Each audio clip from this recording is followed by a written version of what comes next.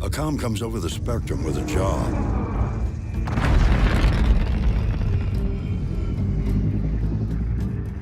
All it says is an amount of cargo, a delicate timetable, and a risky route.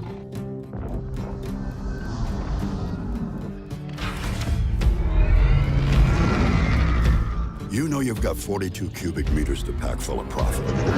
We're talking pressurized and shock-resistant construction, so whatever you put in here comes out the same way.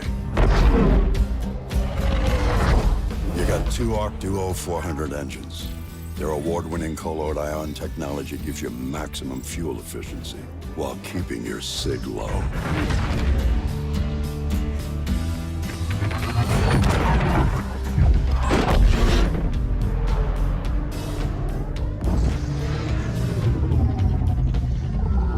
You come across a couple of pirates. Hey, Lancer, you know the drill.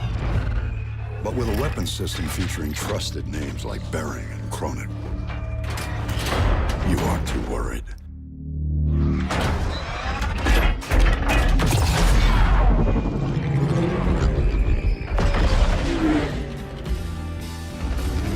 Commercial vessel, Freelancer class. Red tags look good. Cleared for landing at Area 18.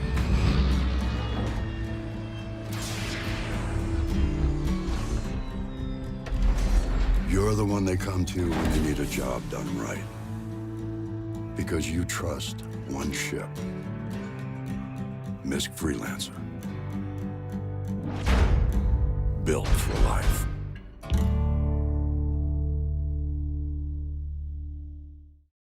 Have you ever wondered what it would be like to make your living amongst the stars, meet alien species, or explore new planets? Imagine no more. Welcome to Star Citizen. In this video, I revisit what Star Citizen is planned to be and where it is today.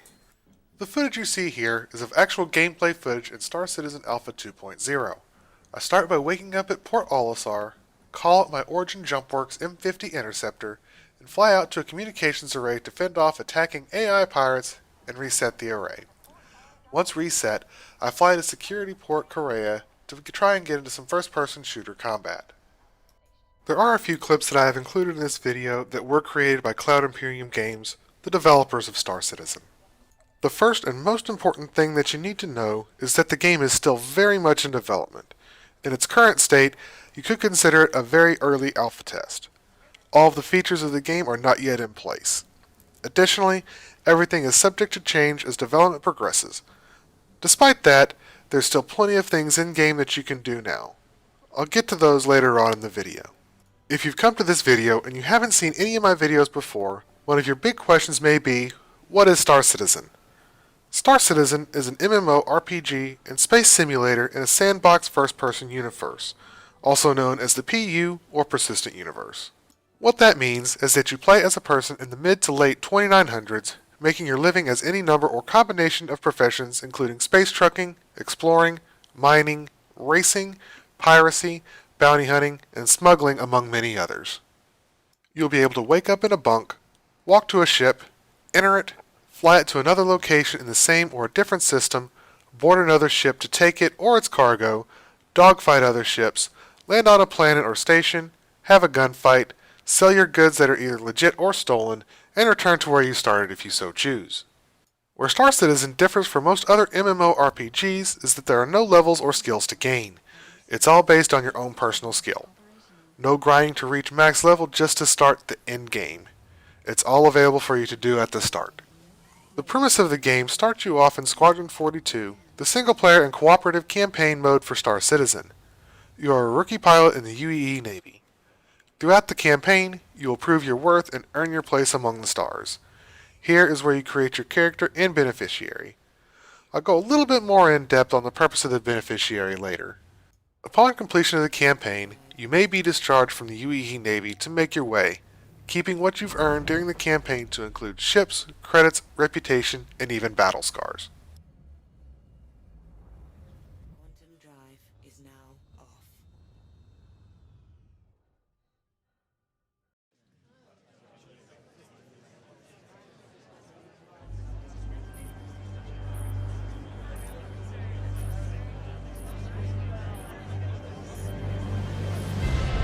Ladies and gentlemen, this emergency session is called to order. Admiral Bishop, you have the floor.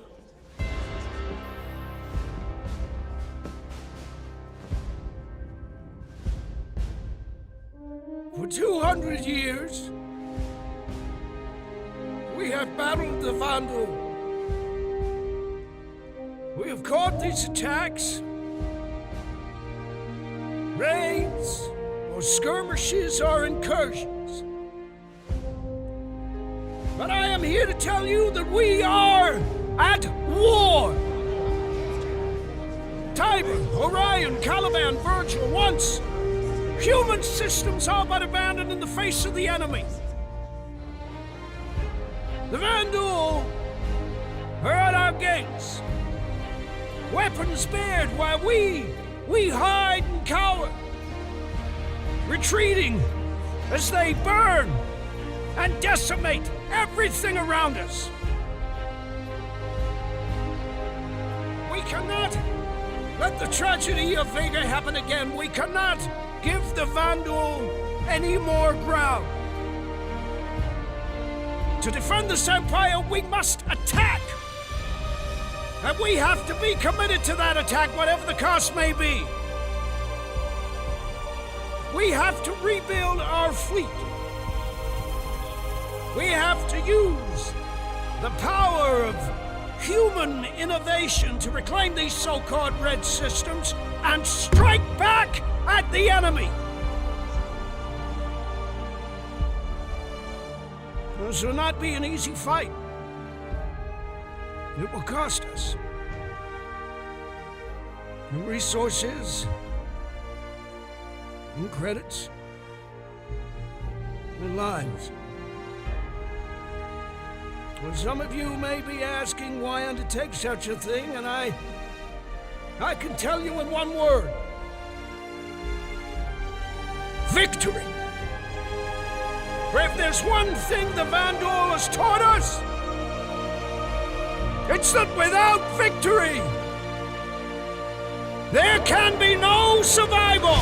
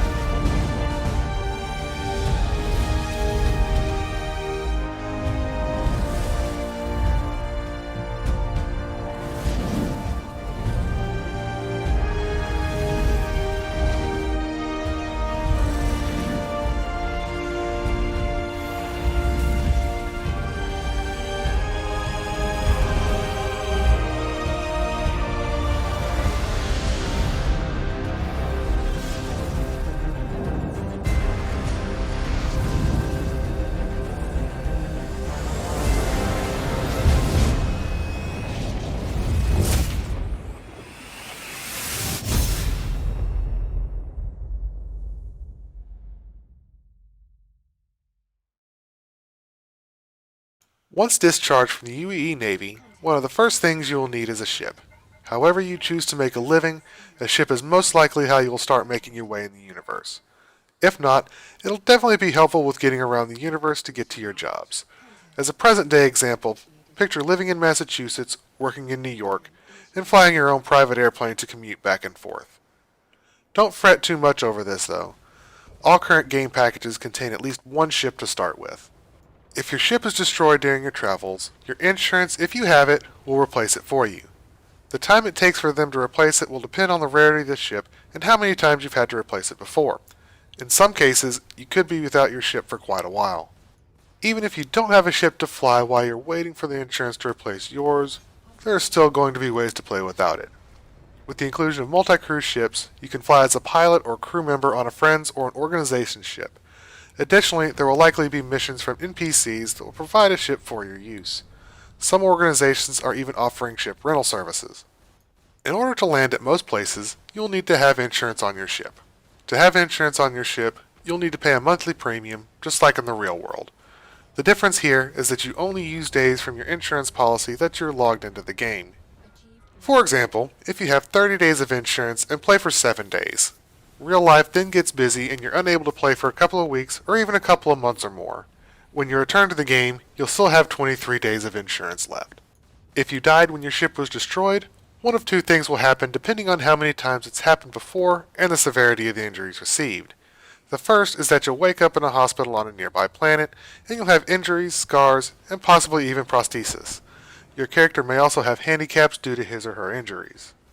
The second thing is that you wake up as your beneficiary at your funeral. Your beneficiary will receive your in-game assets, and you'll continue playing as him or her with a reduced reputation. This should prevent a lot of run-and-gun suicide activities, making for more tactical gameplay. You don't simply just respawn nearby and keep going like in many other games. You can mitigate the risk of death in the universe by traveling with a group, be it just a few friends watching each other's backs or as part of an organization's fleet. Organizations are Star Citizen's equivalent to guilds or clans that you find in other games. These can range from small groups of friends, ship owners clubs, and gaming communities, all the way up to large, highly organized groups. When choosing an organization, if you decide to join one, take a look at what you want to do, how much time you can commit, and your values. Compare that to the organizations you're looking at. Before joining an organization, talk to some members and/or its recruiting staff. Think of several questions to ask. Keep in mind that some organizations can be highly structured and will want you to meet a certain standard either before joining, before the full release of the game, or before performing certain in-game jobs upon release of the game. Most importantly, when looking at an organization, be realistic about yourself and your expectations. If an organization isn't a fit, don't join it and look at others. There are currently over 33,000 organizations in Star Citizen. There will be one that's a good fit for you, so don't settle for one that's not. One of the most common questions I'm asked when talking to a prospective citizen is, what is available to do now? The answer? Plenty. First off, you have the hangar where you can admire your ships and any decorations you've collected. You have the Arena Commander module, which contains free flight racing, single-player and cooperative versus waves of AI enemies, a capture the flag type mode, a free-for-all dogfighting mode, team dogfighting, and the tutorials. Next on the list is ArcCorp Area 18, which is an area where you can explore and get an idea of what interacting with the economy will be like, including buying ships, weapons, and clothes, finding jobs, and hospitals. The last thing that is currently available is Crusader, a part of the Stanton 2 system. In Crusader, you can fly and crew multi-crew ships, dogfight with other players, perform mission tasks such as fend off pirates so you can reactivate a communications satellite, respond to distress beacons, explore an asteroid belt, repair your ship, find out what happened to a now deserted shipping hub, and engage in first-person shooter combat. In many of those scenarios, you'll have to perform extravehicular activities. With the introduction of Star Citizen Alpha 2.0 and Crusader, the framework for what's to come in the game has been laid. This will allow future content to come out at a more rapid pace than it has in the past. As a matter of fact, within 1 week of releasing 2.0 to all of the backers, they released 2.1, which contains a couple of new ships and some bug fixes, to a select group of backers, and all backers within a few days of that. By Christmas, which was within 2 weeks of the release of 2.0, they revealed their system for procedural generation and planetary landings. If you aren't familiar with the term procedural generation, it simply means that to save development time and system resources, the game will automatically create planets, landing zones, and scenery within set parameters and pulling the artwork from resources that have been handcrafted. The clip you see here is part of Star Citizen's Holiday Livestream 2015, where they were demonstrating their planetary landing and procedural generation systems.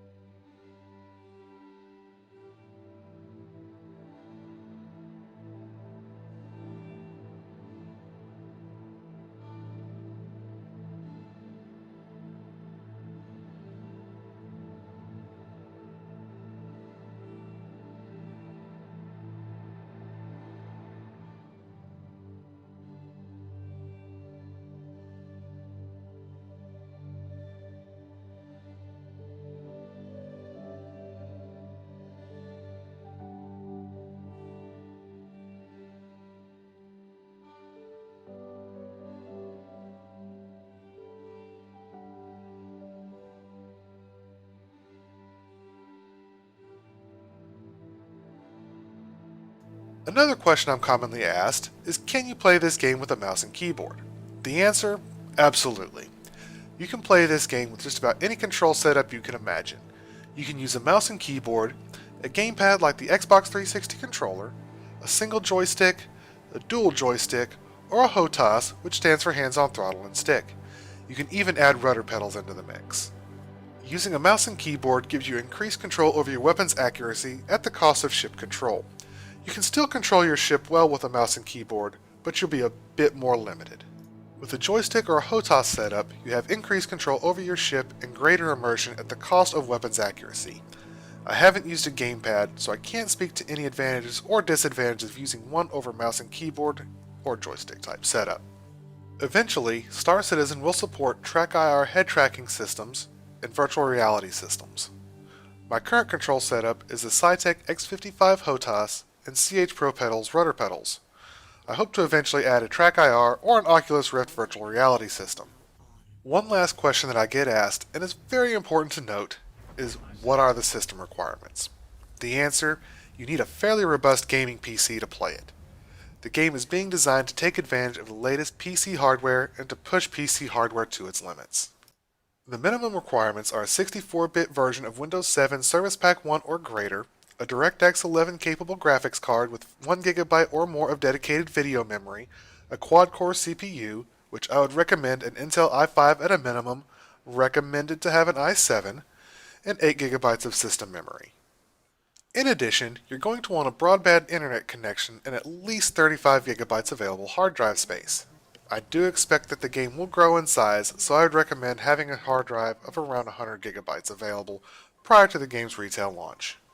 2016 is going to be a great year for Star Citizen and probably one of the best times to back the game, particularly if you want to get the best deal on it. I feel that this is the best time out of the time before full release to back the game because you can get both Squadron 42 and Star Citizen for $45. Later in 2016, Squadron 42 will be a separate purchase from Star Citizen, and it will likely cost more than $45 to get both games. In all likelihood, as Star Citizen gets closer to full release, the cost could go up significantly. I would expect Star Citizen and Squadron 42 to cost around $60 each once they are in full retail release. The ships included in the currently available $45 game packages are very basic and not very good, but they'll get the job done while you earn the credits for a better ship. However, if you want to start off with a better ship, you can pledge for a more expensive game package. At the time of this video, when you buy a game package, you get a hangar, a downloadable copy of Squadron 42 when it becomes available, a downloadable copy of Star Citizen, the ship you pledged for, a few months of ship insurance, and some credits to get you started.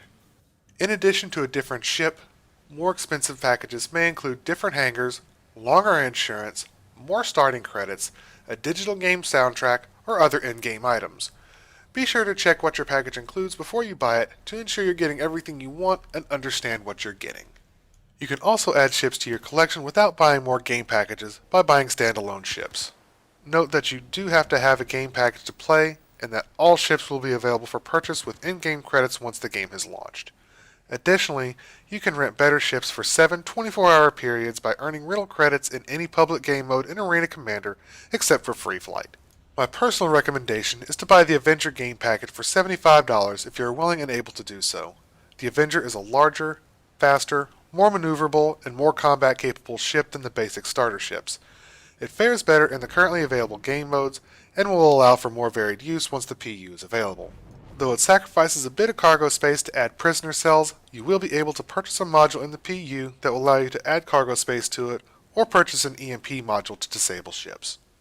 I will say, though, that my go-to ship for dogfighting is the Hornet series of ships. There are currently 4 flyable variants in the game. The base F-7C, the F-7CS Ghost, which is a stealth variant, the F-7CR Tracker, which is a long-range scanner variant, and the F-7CM Super Hornet, which is the closest you can get to a military-spec fighter. Whichever one you choose, they are all tough, hard-hitting, relatively maneuverable, and relatively fast. Pretty much, the Hornets are a series of good all-around fighters. I want to reiterate that you do not have to buy anything more than a basic starter package.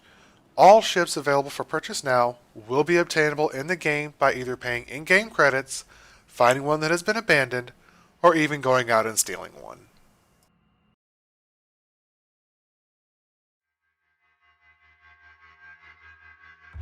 Legendary fighter pilot Aria Riley once said, "Give me a fully loaded Hornet, and I'll shake the gates of heaven." Anvil Aerospace's Hornets have faced Vandal, Xi'an, pirates, and criminals.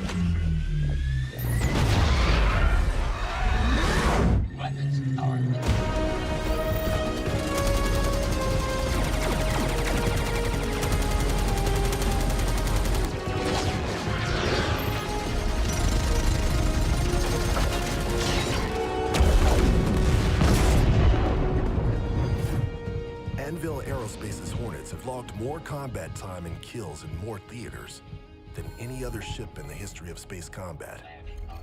Battle-tested in the harshest conditions, the Hornet has proven time and again its ability to withstand damage and still be able to dish it out. With all the punishment it handles on a daily basis, don't you think the new Hornet can handle yours? Honey, I got the ice cream you wanted.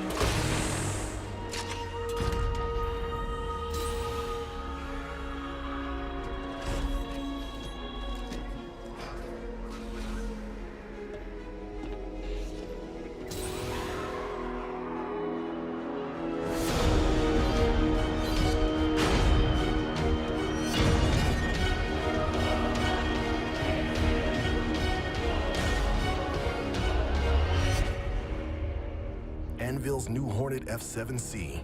See your authorized ship dealer for options.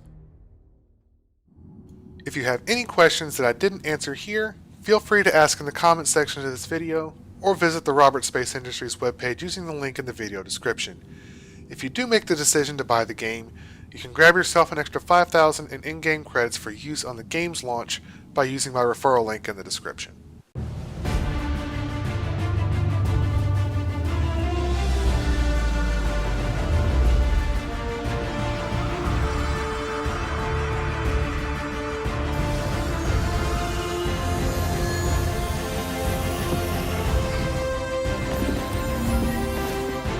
All right, gentlemen, fire up.